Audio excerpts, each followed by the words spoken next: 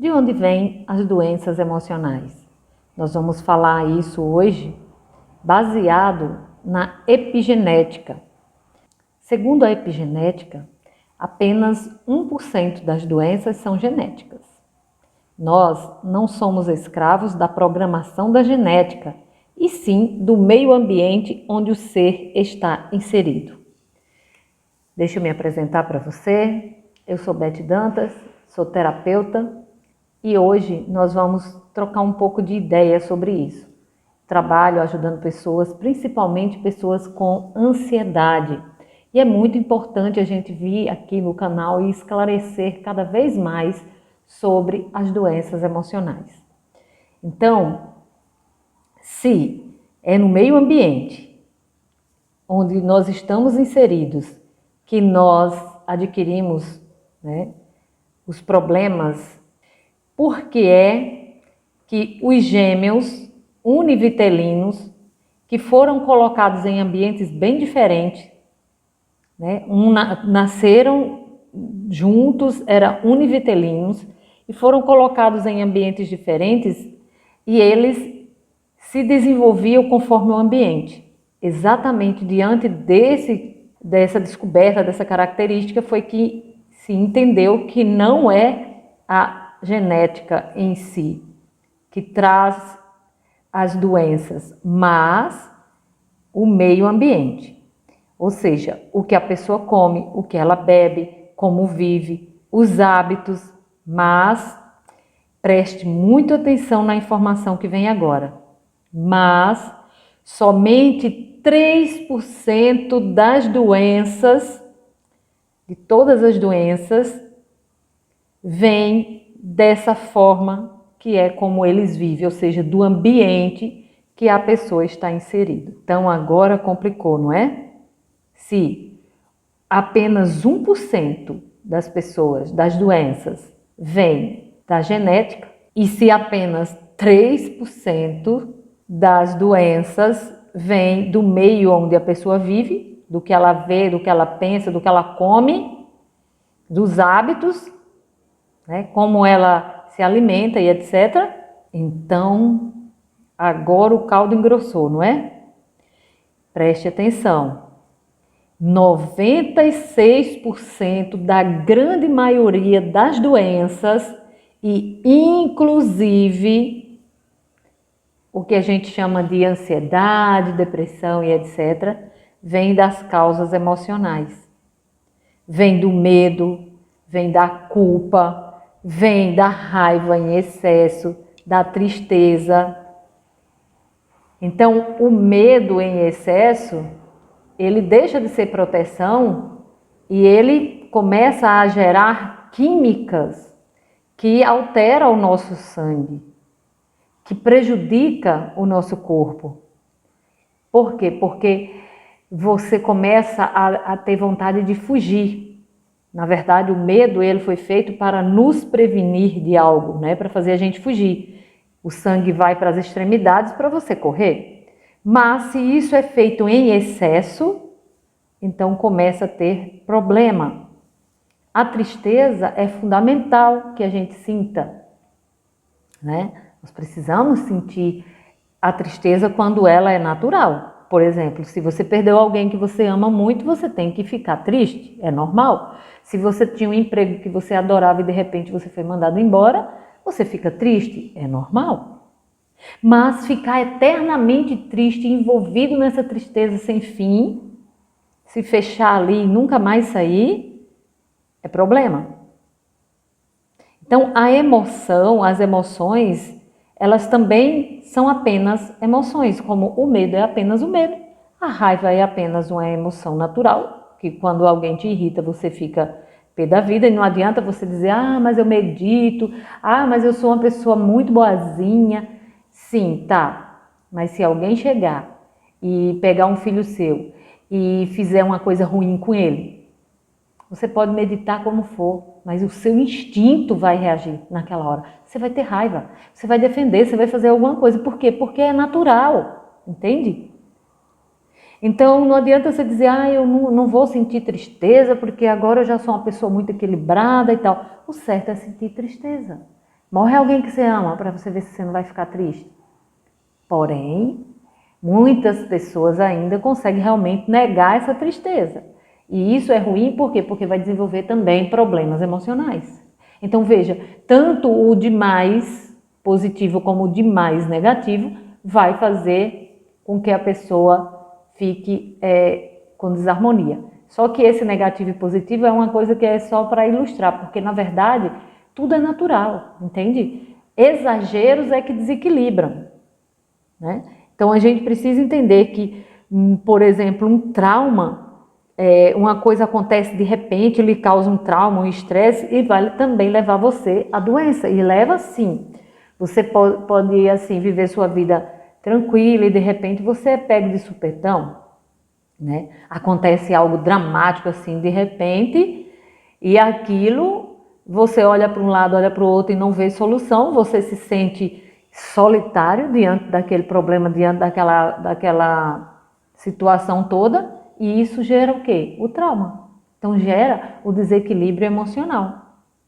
Então, na verdade, o trauma, ele é responsável pela doença. Ele é o programa que todo ser humano tem, de uma forma milenar até, né? Da forma como interpreta as coisas, como sente as coisas. E aquele sentir profundo, aquela dor, aquela sensação é que vai causando a doença. Então a doença, ela veio, na verdade, para colocar o ser humano de volta na estrada, ao invés de ser um problema como a gente acredita. Por exemplo, eu falo muito com as pessoas que eu atendo sobre a ansiedade. Todo mundo acha que a ansiedade é um monstro e que tem que fugir desse monstro o tempo todo. E aí a pessoa sai e vai numa consulta no médico, aí pega uma caixa de remédio, aí aquilo ela usa como uma arma, tem que tomar aquilo para não sentir os efeitos da ansiedade. Aí daqui a pouco aquilo não melhora ou aquilo não dá mais efeito, aí ele volta para buscar outra arma, ou seja, outro tipo de remédio. E assim ela vai tentando buscar armas mais pesadas para poder apagar o monstro. Mas na verdade, aquele monstro não é um monstro, e sim um ursinho de pelúcia, porque está ali para dizer para essa pessoa que ela precisa reavaliar tudo o que ela sente, o que ela pensou, o que veio lá, qual foi o trauma e tudo isso, entende? Então nós carregamos muitos conflitos na nossa vida.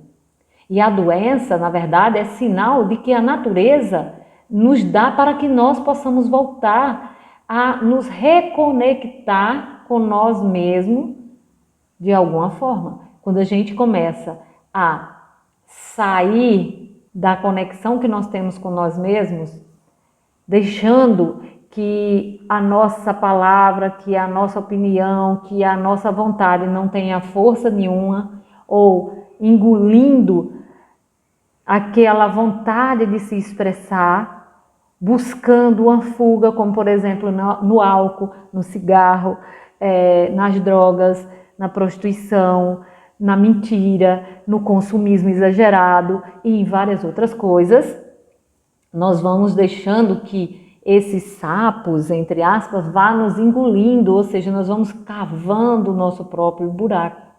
Por exemplo, um casal se separa e uma dessas pessoas que fica, geralmente as mulheres são mais propensas a isso, ela se vê numa situação que não tem solução, é como se ela caísse no buraco. E ela vive essa solidão profunda, ela entra nesse buraco, ela busca se abafar. É como se ela estivesse caindo num abismo sem fim. E aí ela vai e desenvolve doenças. E de que forma ela vai desenvolver doenças? Porque ela acredita, as crenças dela, os valores dela, a forma como ela acredita que ela foi ferida. Ela se sentiu de uma forma tão atingida que aquilo causou um trauma e ela não consegue digerir aquilo. Ela não aceita, ela não consegue dissolver aquilo lá. Sabe o que isso pode fazer no futuro, no corpo dela? Pode causar um problema digestório, como por exemplo uma esofagite, uma um H. pylori e até mesmo câncer, né? Então, de repente, a outra pessoa passou pela mesma coisa, mas quando ela sentiu o ataque, ela desenvolveu outras problemáticas, como por exemplo, alguém está me ferindo, tirou meu tapete, mexeu no meu ambiente, está me deixando insegura, eu estou me sentindo invadida, entraram no meu território. E aí o que ela vai sentir então, por isso ter acontecido? Por ela ter se sentido invadida, ela pode criar problemas como uma infecção grave de urina, né?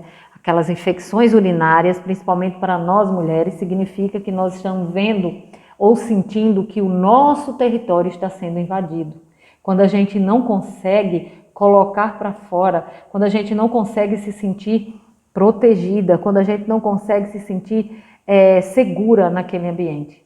E quando a pessoa, por exemplo, fica muito triste, fica abalada e percebe que ela perdeu o amor, que aquela pessoa era o amor da vida dela e que foi traída profundamente, mas que ela não consegue se desvincular dessa pessoa porque ela está muito ferida, porque ela está muito machucada, ela vai desenvolver problemas de pele.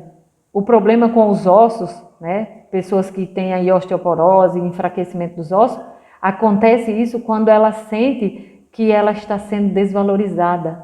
Então ela se sente impotente. E aí ela vem e causa, o corpo dela vai causando esses problemas de saúde. Então você percebe que a mente, ou seja, os problemas emocionais, o que a gente sente, os traumas, faz com que a gente cause doenças, muitas das vezes irreparáveis no nosso corpo, né?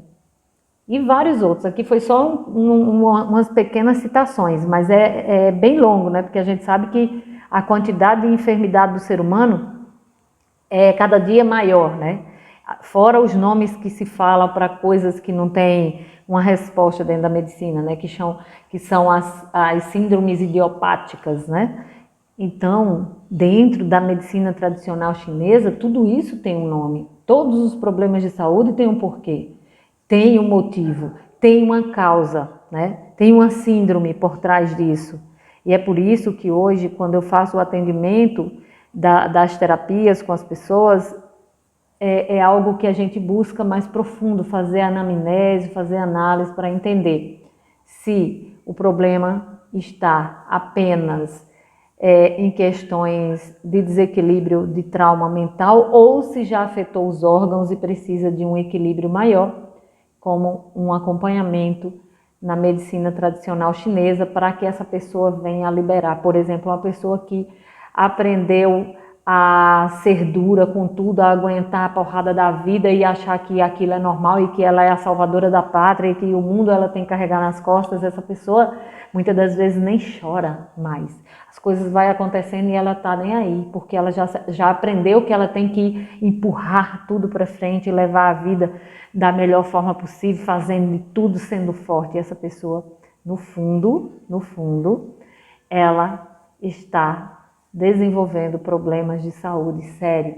Então, mais cedo ou mais tarde, ela vai desenvolver muitos transtornos no seu corpo físico, né? E aí vem o problema que hoje é mais conhecido, como eu já falei, a ansiedade. A ansiedade não é só porque a pessoa se colocou nesse ponto do nada, não é do nada que se fica ansioso. Tem todo um histórico, tem todo um caminho, tem todo um acúmulo, tem toda uma vida que foi juntando pedrinhas para poder depois ter um resultado, entende?